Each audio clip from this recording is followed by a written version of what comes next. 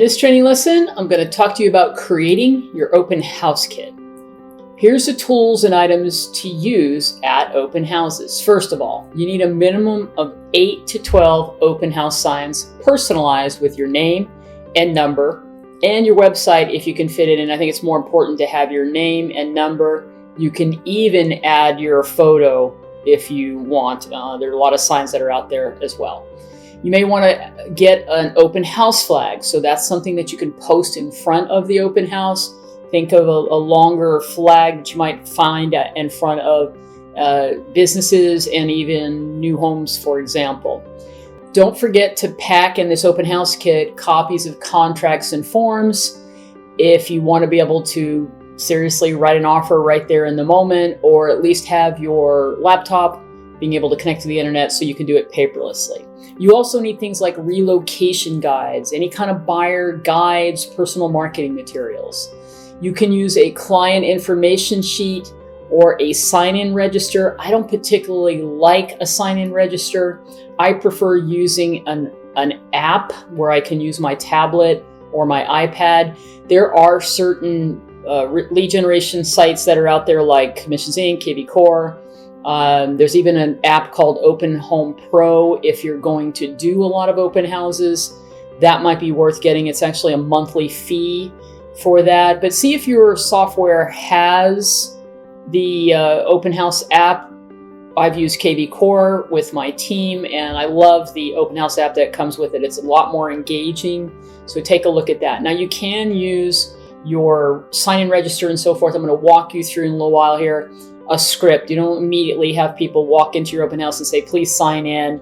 The seller wants to know who's been here for security reasons, etc., liability. I just don't think it works because you don't even have any rapport established and people are just going to put fake information down. I'm going to walk you through several ways that you can get information. The reason you have a register is to get their information. So why don't we do it in a more effective way? More on that later. Be ready to share your mobile app, the home search app that you need to have. We talked about that in the tools, really required tools to be successful in this business. I'm going to walk you through an entire script that you can use effectively, showing people how to use your app, sharing it with them right at the open house so that you can actually get their information. Okay, that consumer app is a must-have. You can have things like bottled waters, even getting them customized labels. You can get places where the bottled water has your name, branding, and company branding on it. I think these are some great things to be able to use because you may want to have refreshments. You may want to have some other marketing material that's branded for you. And then table and chairs is something. Folding table and chairs might be a great benefit to have handy. Keep it either in your car or in your garage or somewhere in case you're going to hold vacant open houses. Okay? All right, next up, I want to talk about something I think is incredibly powerful if you have not seen this before, called your Open House Information Center or designing your open house boards. First of all, let me go through the supply list. So you can go to Amazon or just go to your favorite local office store. And these are some of the things that you may need. It depends on the type of boards that you want to get. You might want 1 to 2 tripod easels that you can put presentation boards on, or cork boards. I personally use the fold-out trifold power presentation boards that you can get in any office store. So think about a science project or someone having a presentation that can stand up on a table. That's what we're talking about. Now for the presentation, we have a couple images here so that you can get an idea of what we're talking about, some cork boards, but you can also put it on just good old-fashioned foam board that you can get at the open house stores. I like heavy-duty document protectors. So you'll maybe need those, and then you need some kind of a double-sided adhesive so that you can put these on your board, and then maybe build out some placards or signs for the different areas of your board. I'm going to walk through all that for you next here. Okay, so you need to get your supplies, get together with some other folks in your company, make this a project at home.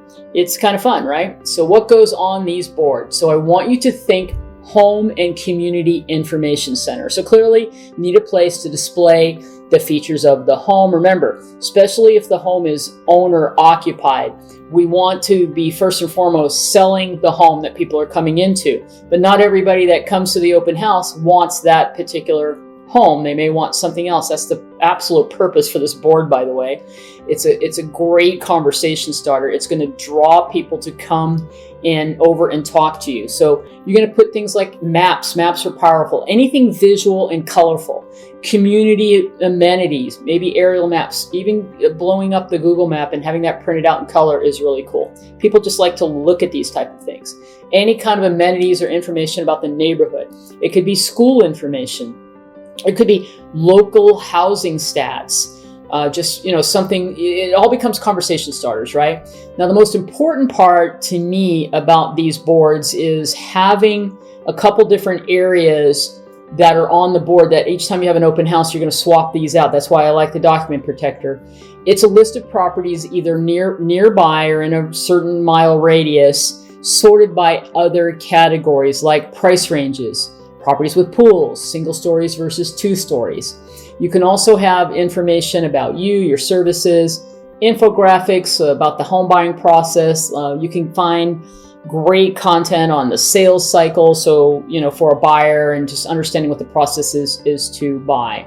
Now, every time you go do an open house, what you're going to do after you create this board is you're going to do these searches, because this, in my experience, is what happens at open houses. People will come in, you're going to go through the whole greeting. I'm going to go through all of that with you here, give you some great scripts and dialogues to use. But inevitably, you're going to ask a question like, so how is this home comparing to others you've seen? Is it what you're looking for? And they're going to say something like, this home is nice, but. And that but is where you want to think about, what do people generally tell you at open houses? They'll say things like, we were really looking for a home with a 3-car garage, or we're hoping to find a home with a bigger lot or a pool or single story or a 4th bedroom. You get the idea. You don't have to have every type of situation. Just have a few others. Again, this board, this information center, is all about having the person be attracted to come over and look at it and start a conversation. It works awesome. I'm telling you, super powerful to get this all set up. It will draw people over. You'll have conversations with them, will then leads to starting to qualify and seeing if you can support them, finding out if they have another realtor, and so on. All right, that's it for your open house kit. Join me in the next lesson where we'll start talking about finding an open house and selecting the right open house for you.